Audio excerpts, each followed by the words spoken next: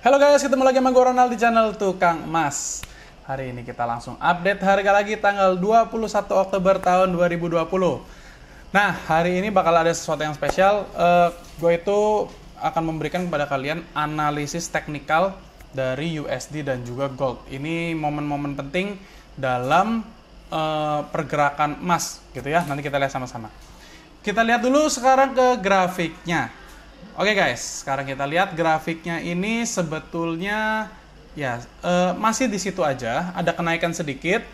Kenaikannya ini sudah mendekati ke garis tengah dari kotak imajinasi kita ya. Jadi ada kemungkinan mulai naik ke atas lagi atau mantul ke bawah gitu ya. Kalau kita ngelihat dari teorinya dari kotak imajinasi ini. Oke, nah. Hari ini gue nggak akan membawa kalian untuk melihat kalender kerjanya US ya, tapi gue akan membawa kalian melihat ke analisis teknikal dari US dollar dan juga dari gold ya, gold spotnya. Kita langsung lihat ya. Oke, sekali lagi indeks US dollar itu namanya DXY, DXY gitu ya, DXY. Nah, di DXY ini gue ada tambahkan dua garis ya. Garis yang biru itu adalah garis moving average atau rata-rata pergerakan selama 1 tahun, dan juga yang garis merah itu adalah rata-rata pergerakan 50 hari atau kira-kira mungkin 2,5 bulan gitu ya, seperempatnya. Nah, pertama-tama kita lihat garis merah berada di bawah garis biru dan juga harga ada di bawah garis merah. Ini menunjukkan trennya sedang turun atau indeks US dollar ini sedang melemah gitu ya. Nah, kita lihat di sini bahwa pergerakannya mengarah ke bawah ya, barnya rata-rata warnanya merah terakhir-terakhir itu ya. Kita berada di dalam tanda kutip sebuah lantai, mendekati sebuah lantai. Nah, lantai atau yang dikatakan dengan support gitu. Nah, support terdekatnya ini berada di angka kira-kira 92,5 gitu ya, 92,5 dari indeks DXY ini. Kalau tertembus ya lanjut turun gitu ya. Nah, sebetulnya gue udah dalam tanda kutip gue sudah menganalisa ada pelemahan ini, tapi bukan dari sisi USD-nya. Gue melihat dari Australian USD dan juga New Zealand USD. Dari dua chart ini gue menganalisa tadi malam bahwa ada pelemahan di US dollar. Akhirnya gue mengambil keputusan untuk mengambil posisi buy ya untuk Australian USD dan juga New Zealand USD. Ditambah dengan posisi sell di US dollar yen.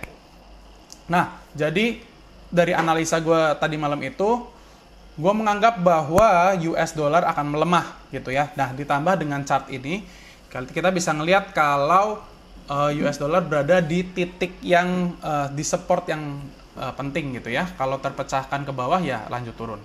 Nah, sekarang kita akan lihat analisanya untuk di XAU US dollar atau di gold. Nah, di sini gue sudah tambahkan sebuah segitiga bayangan ya. Suka sama yang bayangan-bayangan. Oke, di sini gue berikan segitiga bayangan berwarna kuning gitu ya. Segitiga ini pun sudah gue gambarkan sebetulnya di analisa gue ya. Itu sudah gue gambarkan mungkin dari 1 minggu yang lalu, bahwa ada segitiga ini. Nah, kalau segitiga ini terpecahkan naik, ya sudah, kemungkinan besar bakal lanjut naik. Nah, kalau kita ngelihat pada posisi sekarang, gold spotnya itu berada di angka kira-kira 19,18 US dollar per troy ounce. Nah, ini adalah titik-titik ya penting lagi nih. Kalau ini segitiga ini terjebol ke atas ya, terjebol ke atas itu dalam artian tutupannya ya, tutupan harga hari ini bisa menjebol ke atas ya, kemungkinan harga bakal lanjut naik mulai dari hari ini gitu. Tapi kalau misalkan ternyata mantul ke bawah lagi ya balik lagi gitu. Tapi sekali lagi gue sampaikan, tren dari gold ini masih mengarah naik gitu ya. Jadi jangan khawatir yang masih pegang gold, karena kemungkinan besar goldnya masih akan naik gitu ya. Nah, kemarin juga ada yang komen ya. Ini komennya dari Bang Logos Musaid ya. Beliau nanya, apakah kenaikan harga saham dan harga minyak mempengaruhi kenaikan harga emas? Terus gue jawab, nanti saya jelaskan di video Rabu. Nah, jadi di video ini akan gue jelaskan, sebetulnya tidak ada kenaikan langsung gitu ya, tidak ada hubungan langsung. Tapi kira-kira begini, para investor-investor dunia ini, mereka kan punya beberapa tempat untuk menaruh atau menginvestasikan dana mereka gitu ya. Nah, sebelum terjadi COVID-19 ini, sebelum terjadi pandemi ini, rata-rata uang itu ada di pasar saham. Makanya goldnya itu stabil gitu ya. Begitu terjadi pandemi, semua uang di pasar saham ini di seluruh dunia ya, bukan cuma di Indonesia doang ya, di seluruh dunia diambil, pindah ke gold semua. Makanya goldnya naik terus gitu. Jadi ada efeknya enggak? Ada dan tidak kayak gitu ya. Ada dan tidak. Karena kalau misalkan dibilang efek langsung sebetulnya nggak ada.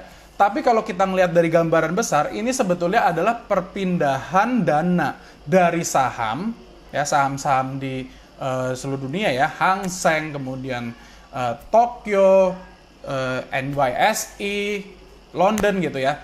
Ini semuanya dipindahkan ke gold gitu. Jadi cuman perpindahan dana aja sih sebetulnya. Nah, tapi perpindahan dana ini mengakibatkan goldnya naik gitu ya. Jadi pada saat semuanya sudah settle, pasar saham sudah lebih menarik, lebih seksi buat mereka gitu ya, ada kemungkinan uang di gold dari ditarik dikembalikan ke pasar saham lagi. Nah, itu saat dimana gold akan turun. Gitu ya, kira-kira teman-teman. Video gue singkat aja hari ini. Thank you buat yang udah dengerin dari awal sampai akhir. Jangan lupa tinggalin jempol buat gue supaya gue tambah semangat. Ya, buat teman-teman yang mau komen, jangan lupa kasih hashtag tebas dan tinggalkan IG kalian. Buat kalian yang nggak punya IG, ya bikin aja karena gratis ya. Sebentar lagi, 1 minggu lagi kita akan mengadakan penarikan gift pack yang kedua. Ya, see you di situ. Jangan lupa tonton terus video-video gue, share ke teman-teman kalian, and see you on the next video. Bye-bye!